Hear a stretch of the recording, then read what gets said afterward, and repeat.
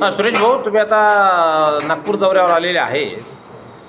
तर आता 2024च्या विधानसभेच्या निवडणुकीबद्दल काय मानसिकता आहे?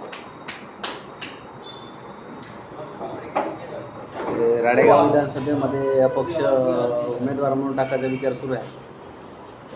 कोणत्या पक्षाकडे मागणी केली नाही का तुम्ही? नाही, पक्षाकडे मागणी नाही केलेली आहे. फॉरवर्ड ब्लॉक जे आहे ना, त्यांच्यासोबत चर्चा झालेली आहे. ते आपल्याला तिकीट देणार. बरं, लोकसभेच्या निवडणुकीत तुम्ही अपक्ष उमेदवार शेवटपर्यंत ठेवला आणि चौथ्या क्रमांकाची मतं मिळवली. त्याचा काय परिणाम या विधानसभेच्या निवडणुकीवर सकारात्मक होईल का? होऊ शकते ना. म्हणजे चौथ्या क्रमांकाची तुम्ही मतं मिळवलेली आहेत. कोणत्या कोणत्या संघटनेचा पाठिंबा होता तुम्हाला तिथे?